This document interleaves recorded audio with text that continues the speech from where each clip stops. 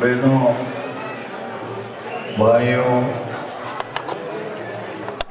અત્રે ઉપસ્થિત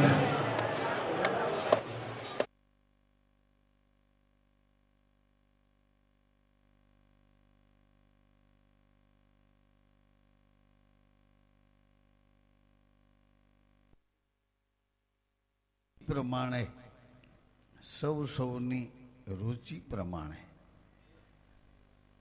જેને જેમાં રુચિ હોય એનો રસ અવશ્ય માણતા હોય.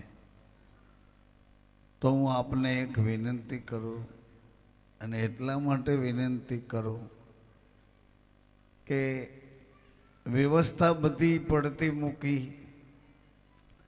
ઘરની જવાબદારીઓ કોઈને ભરોસે મૂકી અહીં 2-3-4 કલાક પધાર્યા છો, તો બની શકે તો એવી પવિત્ર ક્ષણનો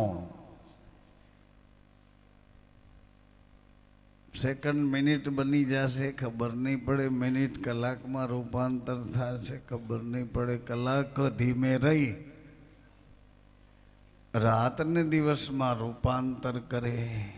આયુષ્યની ચાદર ઉપર કાળની કાતર ચાલી જાય. આપણે જોતા જ રહીએ. અને કોઈકે કીધું કે જોતા જોતા જડિયા સાચા સાગરના, એટલે એનું જોવાનું ને આપણું જોવાનું કંઈક સમીક્ષા માંગે છે. કે જોવાની દ્રષ્ટિ જો તમને આપી હોય, અથવા તો આગળ પડેલી બેલેન્સ પૂર્વજોની કમાણીમાંથી આપણા ભાગમાં કંઈ આવ્યું હોય તો એનો સદુપયોગ કરીએ. કારણ કે સંસારની આ મુસાફરી બધાને અનુકૂળ નથી થઈ. કોઈ ફિટ સર્ટિફિકેટ આપે, કોઈ અનફિટ આપે. બધાને મુસાફરી પોતાની ધારણા મુજબ થઈ નથી. અહીંયા જે પધાર્યા છો તે બધા જિજ્ઞાસુ આત્માઓ છો. એમ મારા મહારાજ શ્રી કહેતા કે કદાચ કોઈ ન આવી શકે તો એનો રંજ ન કરવો. એ એમને ત્યાં એમના ઘર ઉપર ત્યાં ભાવ કરીને પવિત્ર વિચારોને મનથી મંથન કરી રહ્યા હોય. એટલે કોઈ ન પહોંચી શકે તો રંજ ન કરવો. મૂળદાસજી, હવેના નવા યુગમાં આપણે દોડીને એની પાસે જવું, કારણ કે એટલા બધા વ્યસ્ત રહે છે મનુષ્ય. એક જગ્યાએ મેં એવું વાંચ્યું, એક જગ્યાએ મેં એવું સાંભળેલું ને વાંચેલું બેય તમને યાદ કરાવું. એક જગ્યાએ સંત સેવાદાસ બાપુ એક તારો લઈ, રામ નામનું સાગર લઈ, અને ચારેય બાજુ અનેક જીવોને જગાડતા જગાડતા જગાડતા એનો પ્રવાસ કરી રહ્યા. એણે એક દિવસ એવું કીધું, અમર લોક સે આયા સહેલાની, અમરલોકથી તું હે મુસાફર આવ્યો છો,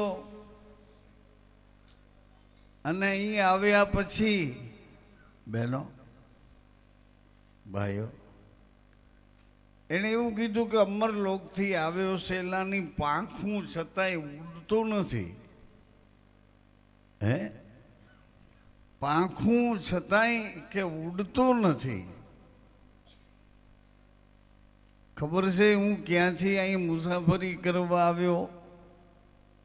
ઉડી શકે એવી સંકલ્પની પવિત્ર વિચારધારો જે મહાપુરુષોએ ઠેરાવી છે એનો આશરો લઈ, આધાર લઈ ઉડાન ભરી છે. કેટલા મહાપુરુષોએ, હમણાં બધી ચર્ચાઓ હતી એ બધી પૂર્વે થઈ ગયેલા શુદ્ધ અને પવિત્ર વિચારોની એક રહેણીની ચર્ચા હતી, પૂર્વે થઈ ગયેલા. પણ અત્યારે વર્તમાનમાં જે છે એ કેમ આપણને ટચ નથી થતા? કારણ કે એ તરફ આપણી રુચિ, આપણી જિજ્ઞાસા, આપણો અંદરથી જાણવાનો કુતૂહલતાવશ શુદ્ધ ભાવ ઘટે. નકર પાંખું છે છતાંય ઉડતો નથી, એક આપણને વિચાર કરતા કરી મૂકે કે ભાઈ તને પાંખું છે, તું અહીંથી અમેરિકા જઈ શકે, સાંજે અહીં હરિયર કરીને બેઠો તો સવારે શ્રીરામણ ત્યાં કરે. આવી પાંખું તારી પાસે છે છતાં કેમ ઉડતો નથી? વિચારોનું સંકલન કરીને જે માણસ જાગૃતિથી પોતાના ક્ષેત્રમાં એકાગ્ર બને એને પાંખું આવી જાય છે ઓટોમેટિક. અને એ પાંખ એનું ઉડાન એ પણ કરે છે. તો એક ઠેકાણે મેં વાંચ્યું, આ મેં સાંભળ્યું હતું બાપુ પાસેથી કે અમરલોકથી આવ્યો શેલાની પાંખું છતાંય ઉડતો નથી. એ ભાગ્યા પાંખું નથી ને એ ન ઉડતા હોય તો એનો કોઈ અફસોસ કે રંજ નથી. પણ તને તો પાંખું છે છતાંય કેમ ઉડતો નથી? ક્યાં લોપાઈ ગયો? ક્યાં રેલાઈ ગયો? ક્યાં એવડો મોટો ફેલાઈ ગયો? કઈ એવી લપસણી ભૂમિકા ઉપરથી પગ લપસ્યો? પાંખું છે છતાંય કાઠિયાવાડમાં કંઈક હરેરી ગયો. હા, હરેરી ગયો. એવી કાંપાળી જમીન હોય, કાંપવાળી,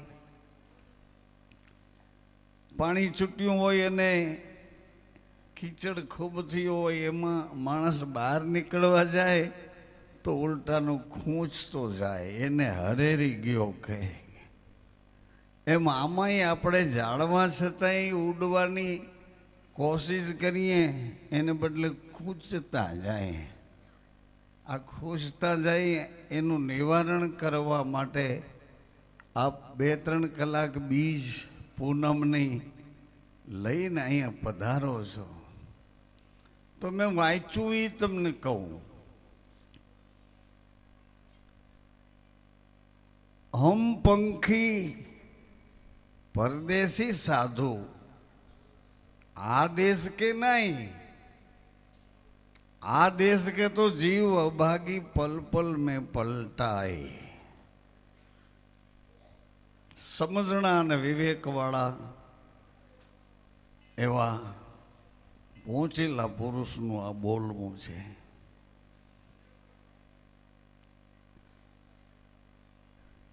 ए वखत में रवि साहेब फौजदारी करता था. वेपारी ना दीकरा, वाणिया ना दीकरा, भाण बापा एक वक्ते वेपार करता.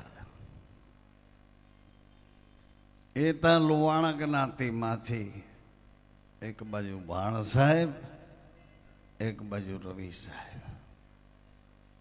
तो रवि साहेबे सांभळ्યું કે ભાણ એવા એક સમજણા અને પહોંચેલા પુરુષ છે એનામાં એવું એક વિદ્યુત છે, એનો બોલવાનો રણુકાર એવો છે. આ હું જે ગપ્પા મારું છું એ આપણે કરી શકીએ, પણ આપણને સૂઝ પડે અને એમાં રુચિ થાય તો. આપણને રુચિ સંસારમાં છે, આપણને રુચિ પ્રતિષ્ઠામાં છે, આપણને રુચિ વ્યવસ્થામાં છે, આપણને રુચિ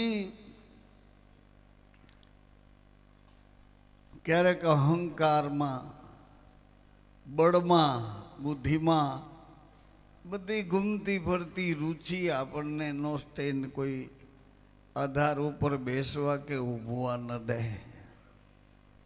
અરુચિ થાય તો એ આપણને રુચિ ગમ્યા કરે કે હું કરું બરાબર છે, હું કરું બરાબર છે. અરુચિ થાય કે આ વ્યસન હવે તને થકવી દેશે. પોતે અંદરથી પોતાનો જવાબ લઈ શકે આવી અંદરથી અરુચિ આવે, પણ તોય આપણને લાગ્યા કરે કે હું બરાબર છું. આ ઘેલછામાં જીવન જીવાય એની કોઈ નોંધ લેતું નથી. નિંદ્રમાં કોઈ બોલે, બકવાસ કરે, એમ કરીને એની નોંધ લેવામાં આવતી નથી. તો આપણને મળેલી આ સત્સંગના માધ્યમવાળી જે ક્ષણો છે, એવી ક્ષણો રવિ સાહેબે ઉપયોગમાં લેવા માટે ભાણ સાહેબ પાસે જઈને પ્રણામ કર્યા. ભાણ સાહેબની જે પ્રસન્નતા અને પ્રભાવ દ્રષ્ટિ હતી રવિને ગમી કે હું યોગ્ય સરનામે આવ્યો છું અને હું જે પ્રશ્ન લઈને આવ્યો છું એનો મને અહીં જવાબે મળશે. એટલે રવિએ કીધું કે ગુરુદેવ, મેં તમારી પ્રશંસા સાંભળી છે. આદેશ.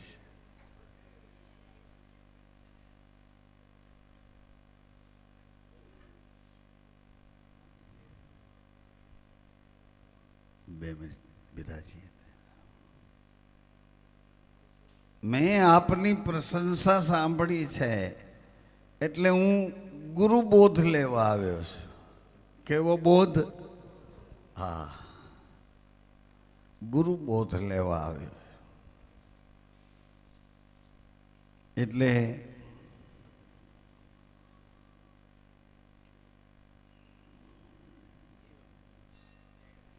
આદેશ, સીધો આદેશ, આદેશ, આદેશ.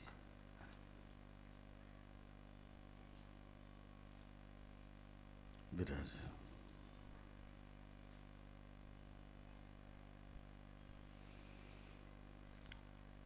એક જ મિનિટ હો, બહુ તમને ડીપમાં ધક્કો નહીં મારું. એટલે ભાણ સાહેબે કીધું કે રવિ, તમે ગુરુબોધ તો લેવા આવ્યા છો, પણ તમારી અંદર તો માયાની લાઈ લાગી છે. માયા માયા તમારું મન તડપે છે. આમાં ગુરુબોધ કેવી રીતે સાચવશો? સાંભળો ને, મજાની વાત આવી. રવિ સાહેબને ખબર પડી ગઈ કે મારા ગુરુ મને ઓળખી ગયા. રવિ તો નાચવા માંડ્યા કે ધન્ય ગુરુદેવ, ધન્ય. અંદર મને માયાની લાઈ લાગી છે અને ઉપરથી ગુરુબોધ લેવા આવ્યો છું. ગુરુદેવ, તમે તો મને ઓળખી ગયા, ઓળખી ગયા, પણ પાછા ચકોર હતા ને. એટલે ને ગુરુદેવને પૂછ્યું કે બાપા, તમે તો મને ઓળખી ગયા, પણ હવે તમારી ઓળખાણ તો આપો. ગુરુજી, તમે મને ઓળખી ગયા, કે અંદર હું કેમ છું ને બહાર કેમ છું. હવે તમારી ઓળખાણ તો આપો. ગુરુ ભાણ સાહેબ કહે છે, ગુરુત્વ કહે છે શિષ્યત્વને. એક જવાબદારી, એક વફાદારીને કહે છે. શિષ્યત્વ એ વફાદારી છે, પત્નીત્વ એક વફાદારી છે. જી હા, સેવકાઈ એક વફાદારી છે. જેવડી તમારી વફાદારી એવડું તમને પરિણામ આપે છે. ભાણ સાહેબે કીધું કે રવિ, એક વખત મને કહો કે તમને કેટલું કેટલું ધન જોઈએ છે એ મને કહો, એટલે ધનના તમને ઢગલા કરી આપું. એની હારે હારે મને પાછું એ કહેજો, ધનને જોઈએ તો ઢગલા આપું, પણ આ શરીરમાં તમારે કેટલો ટાઈમ રહેવાનું છે એ મને કહેજો.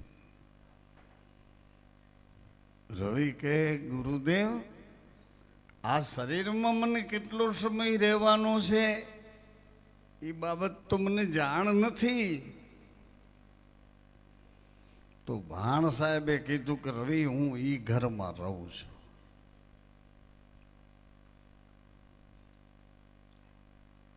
અહીંયા બે વિભાગ પડશે. મનમુખી વિચાર ત્યાં નહીં પહોંચે, ગુરુમુખી વિચાર ત્યાં તરત જેની અસરનો અનુભવ કરશે. હું ત્યાં રહું છું રવિ, જેની તમને ખબર નથી કે આ શરીરમાં કેટલો સમય રહેવાનો છે. એ ઘરમાં રહું છું.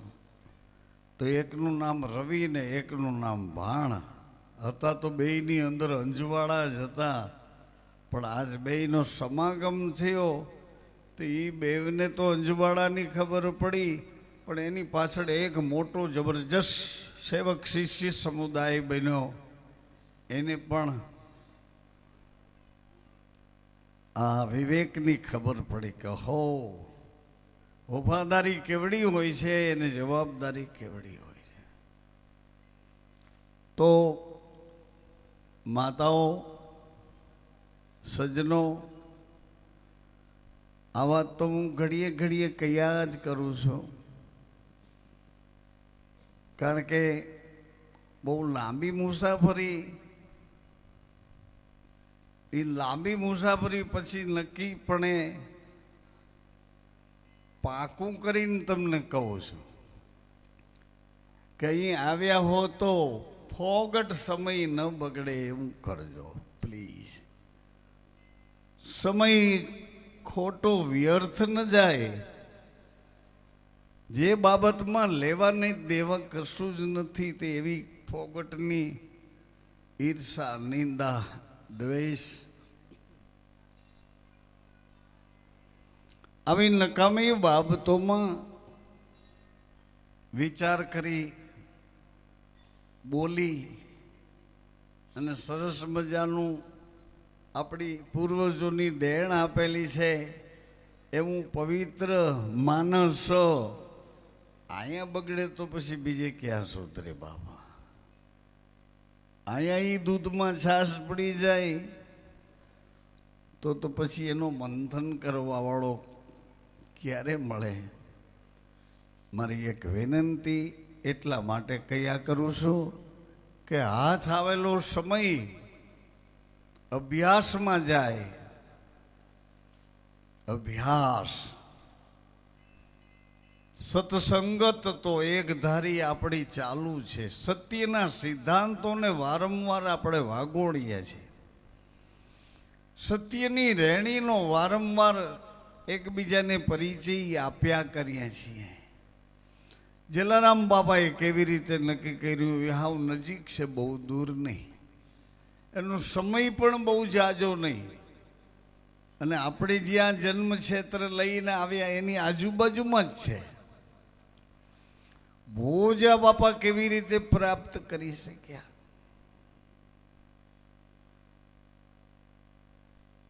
આ બધી પદ્ધતિઓ એને આપણે વાગોળ્યા રાખીએ, વારંવાર એ વાતને વિચારે રાખીએ અને એમનેમ જો આ વાતો કરીને સમય બગાડવો હોય તો સાધન ક્યારે કરશું?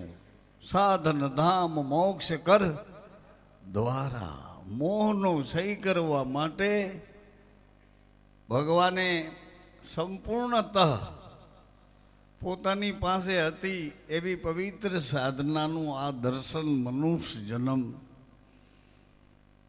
આપણને આપી દીધો.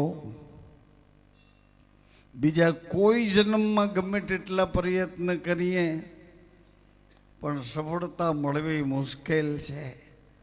મનુષ્ય જન્મ એક એવો છે કે આગલી બેલેન્સ આપણી પૂર્વજોની મૂડી, એના ભાગમાંથી આપણને જે આવ્યું હોય, કોઈને ભલાઈ આવે, કોઈને કલેશ આવે, પણ ભલાઈથી કલેશવાળું વાતાવરણ દૂર કરવા, રજોગુણવાળો સ્વભાવ, તમોગુણવાળો સ્વભાવ એને હળવો કરવા, સત્વગુણની રહેણીમાં સાચા એવા, ભલે ને બધું ન કહી શકતા ને કરી શકતા, પણ જેટલું જેટલું આપણાથી સારું પાલન કરે છે એવા પુરુષોની પાસેથી, એની સમજણ પાસેથી, એના વિવેક અને વર્તન પાસેથી ઘણું બધું મળ્યા કરે છે. હું છેલ્લા 38 વર્ષથી જોઈએ રાખું છું કેટલા એના ઘરોમાં કજિયા, કંકાસ, એકબીજા પ્રત્યે વેરભાવ, ગેરસમજ. 38 વર્ષથી સળંગ એક ધારો જોઈ આવું છું. ઘણા કુટુંબ મને પરિચયમાં આવ્યા, એના જીવન, એના બાળકો, એના વડીલો એક નવી દિશામાં આવ્યા હોય અને નવું જીવન જીવતા હોય એવો રાજીપો મેં ખૂબ લીધો છે. નજીકથી એવો રાજીપો લીધો. તો આપણે પણ આપણું જીવન અહીં આવ્યા જ છીએ, અહીં આવ્યા જવાબદારી લઈને આવ્યા છીએ કે ચાંચ બિન ચુગના, પાँव बिन चलना અને बिना પાંખ ઉડી જાના. हम पंखी परदेसी साधु आरे देश के नहीं, आ देश के जीव अभागी पल पल में पलटाई. हम पंखी परदेसी साधु आरे देश के नहीं. આ દેહ ઇન્દ્રિયાદિક શરીર સંસારિક આ સુખોમાં લુપ્ત થઈ અને જન્મ વેડપી નાખે એમ કહે છે રવિ સાહેબ કે આરે દેશ કે નહીં. ક્યારે ભાણ મળ્યા પછી, ગુરુએ પ્રકાશ કર્યા પછી, હવે મહત્વની વાત, ચર્ચા કરવા જેવી વાત, ગુરુ અને ગોવિંદ, ગુરુ અને ઈશ્વર પરમાત્મા, જીવ અને શિવ, આ ચર્ચાઓ ભારત વર્ષમાં ખાસ કરીને અમુક અમુક વિસ્તારમાં આની ચર્ચાઓ, આની હદ બેહદ શ્રદ્ધા, ક્યારેક અશ્રદ્ધા થઈ જાય એટલી હદની શ્રદ્ધા, આમાં આપણે હજી દોડ્યા જ રાખીએ છીએ કે ગુરુ સર્વોપરી હોય તો ભગવાન કોણ છે? ભગવાન આ જગતનો કરતા, જગતનું પોષણ કરતા, જગતને અહંકાર પી જાય અને આરામ આપનાર, આ જો ભગવાન જ હોય તો ગુરુ કોણ છે? ગુરુ સર્વોપરી છે તો ભગવાન કોણ છે? ગડમથલ કહું, કોઈ સાંભળેલું હોય, વાંચેલું હોય અને સમજ્યાનો કરંટ રાખ્યો હોય એને તો ખાસ ધ્યાન દેવા જેવું છે.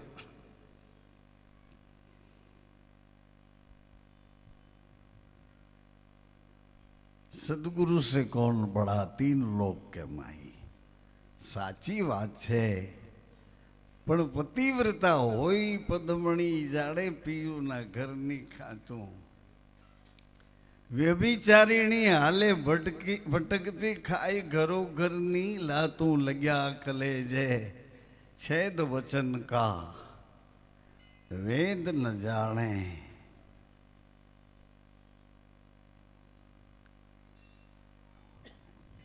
એમ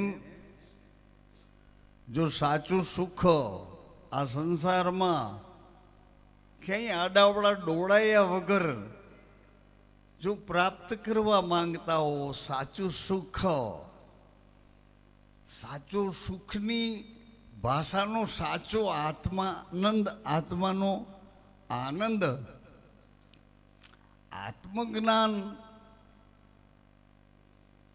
એ શ્વાસે વિશ્વાસના ઘરની રહેણી છે.